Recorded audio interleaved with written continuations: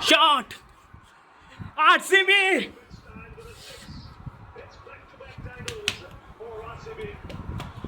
The king is back! Hello guys, welcome back to my channel Arden on the Pitch. You have seen the thumbnail, you have seen the result, and you have seen it already. The Royal Challengers Bangalore has won the IPL 2026 and what we had predicted has come to reality. So, in this video, we'll analyze the victory, we will analyze the performance of both the teams today and what has led to Royal Challengers Bangalore winning the second trophy in a row. So, off we go, guys. The final was set between Royal Challengers Bangalore and Gujarat Titans at the Narendra Modi Stadium, Ahmedabad, where the two teams with equal power, equal rise, were taking head on the big final on 31st May. And we know the result.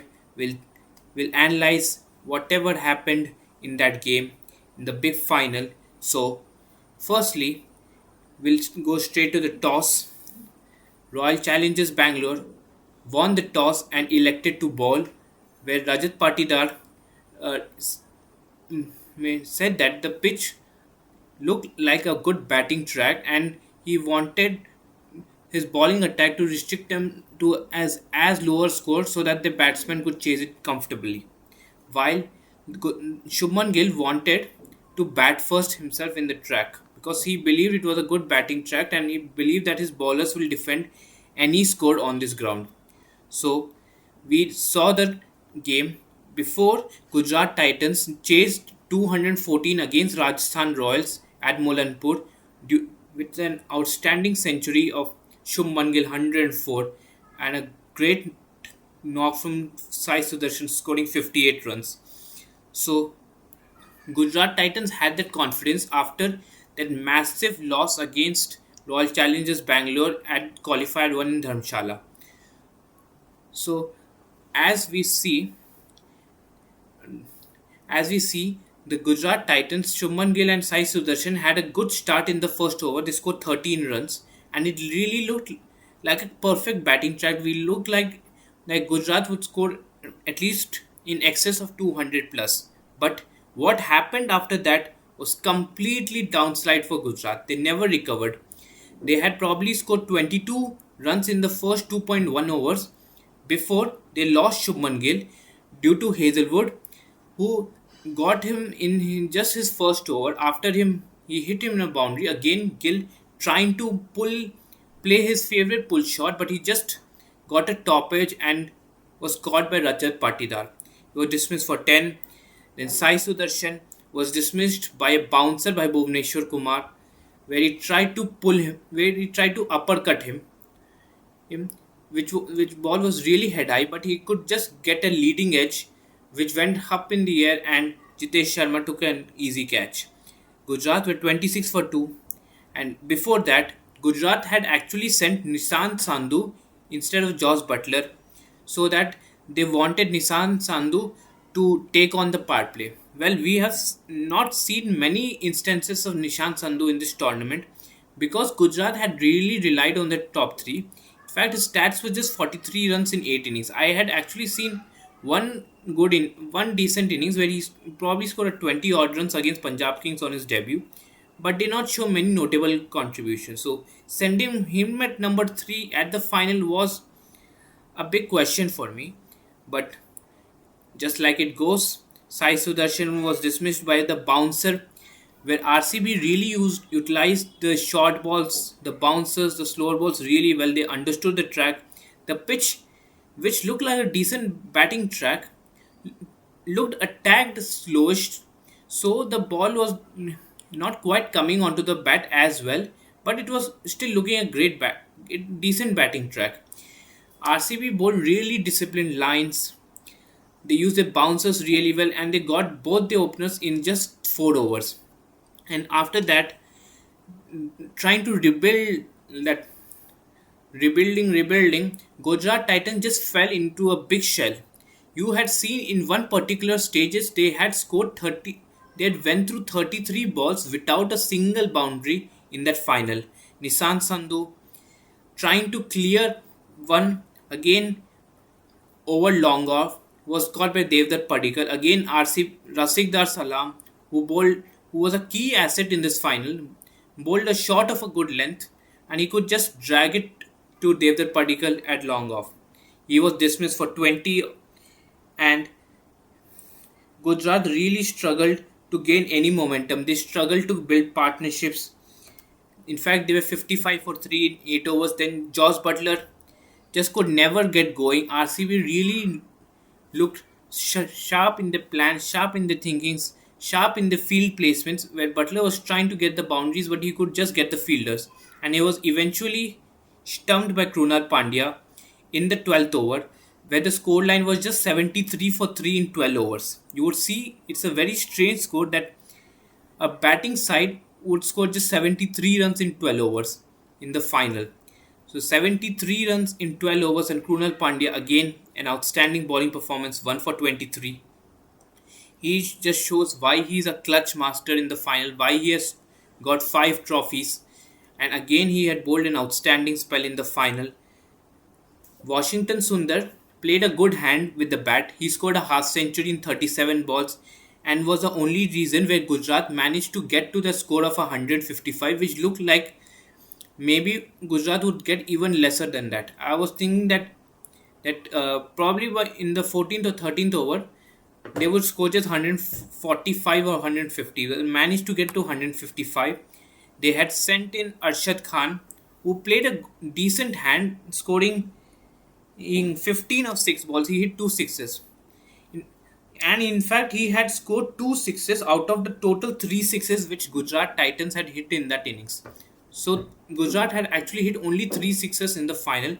So their innings never got any progression, never got any momentum. They kept losing wickets at critical times, and they never got any momentum in their batting. Though they played some decent small cameos, but they could never get a big knock from anyone, and hence the lower order also couldn't contribute much, and they somehow managed to score just 155 runs in the final.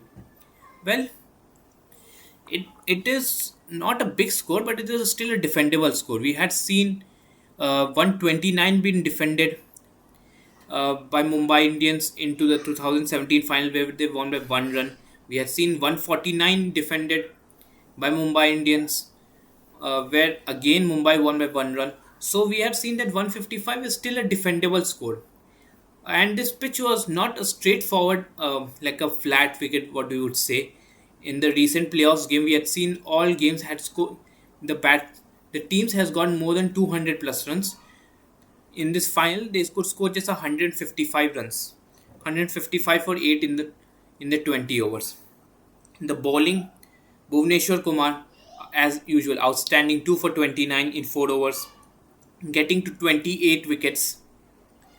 Probably he couldn't get the purple cap, but he was actually deserving more than Kagiso Rabada because of his spectacular economy rate of 7.95. Josh Hazelwood clutched big time and showed why he has never lost a wide ball final, 2 for 37. Rasik Dar Salam was a key asset in this final for the bowling, 3 for 27 in this bowling.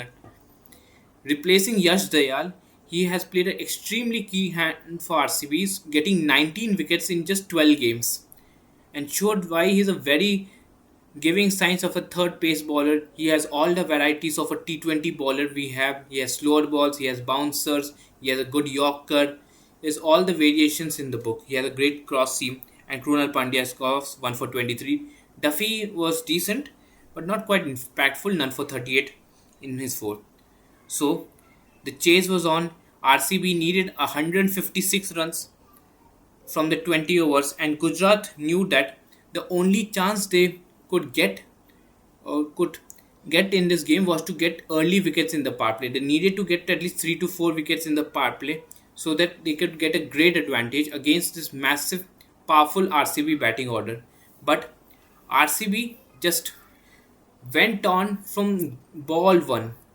Mohammad Siraj tried to be aggressive against Venkatesh Iyer, but he could not quite be impactful. And Venkatesh Iyer, despite getting injured with cramps, he still scored a impactful knock of 32 in 16 balls in the final. And Virat Kohli just took on Kagiso Rabada. We saw him in scoring 19 runs in 1 over, and Rabada was really poor in that final. Especially his first 2 overs was really poor. He just couldn't quite get any length. He couldn't get any lines, and RCB actually scored 62 runs in just 4.3 overs, chasing 156. The game was just finished in the power play. I would say the game was just finished in the power play before Siraj managed to get Venkatesh Iyer for 32, but the damage was already done. Rabada, however, still revived Gujarat Titans' chance by getting Devdutt Padikkal in the next over, and so far getting to the 29th wicket. So he got the purple cap in the season, the most wickets in the season, but he was not quite impactful in the final. And RCB scored 70 for 2 in the final.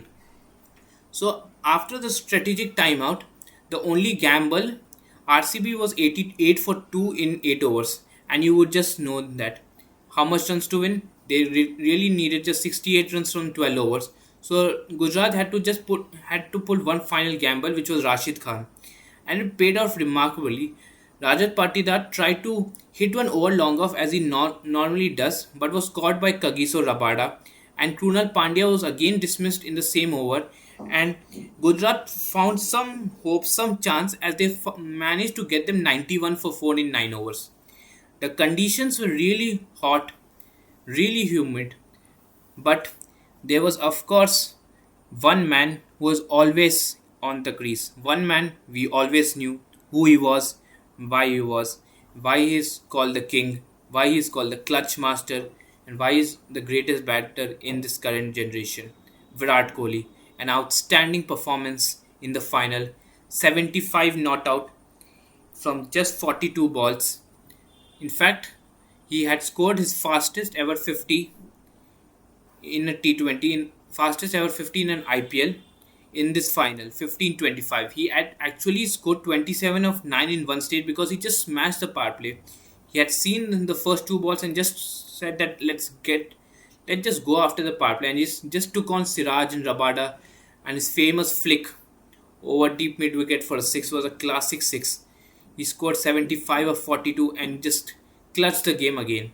Tim David provided a really good support throughout at the end, scoring 24 of 17 before he was dismissed, and Gujarat found some hope, but Gujarat never looked quite in the game because they had to get the wicket of Virat Kohli, which they couldn't do.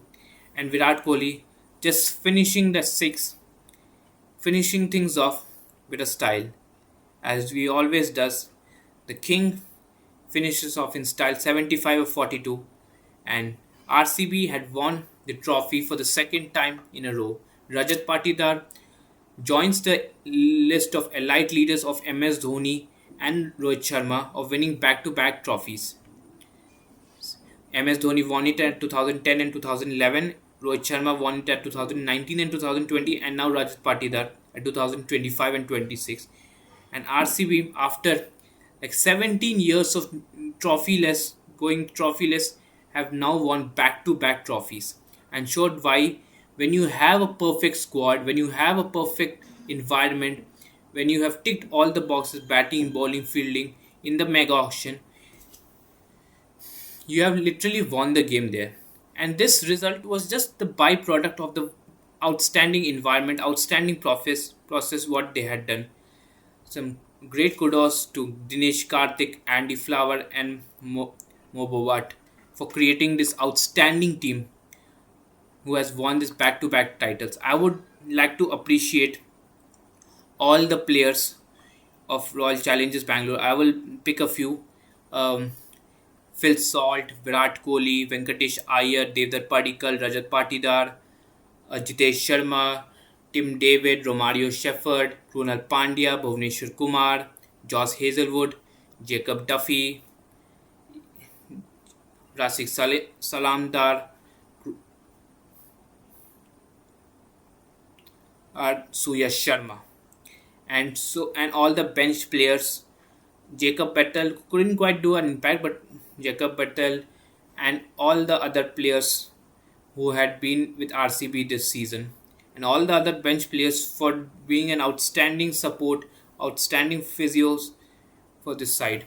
RCB winning its trophy for the second time, and of course, in the presentation ceremony, we had seen again Rajat Patidar saying, "Isala, no cup, namdo."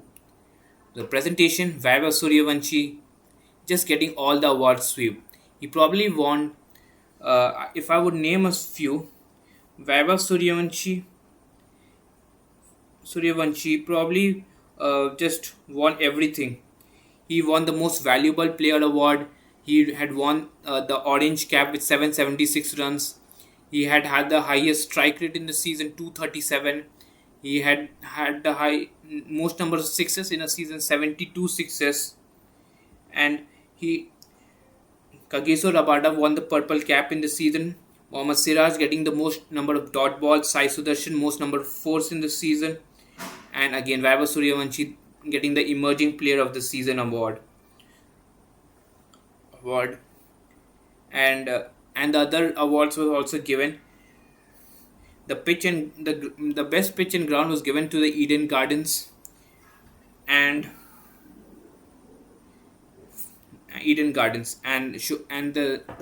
and kudos to Gujarat Titans as well as being an outstanding for getting an outstanding season, because they were literally behind in the season. They probably just won one in the 4 matches but made a tremendous recovery. The batting was was brutal really good at the top.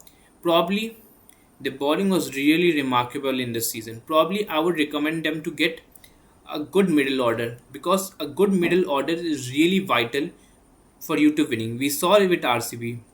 A great middle order will always help you deliver matches.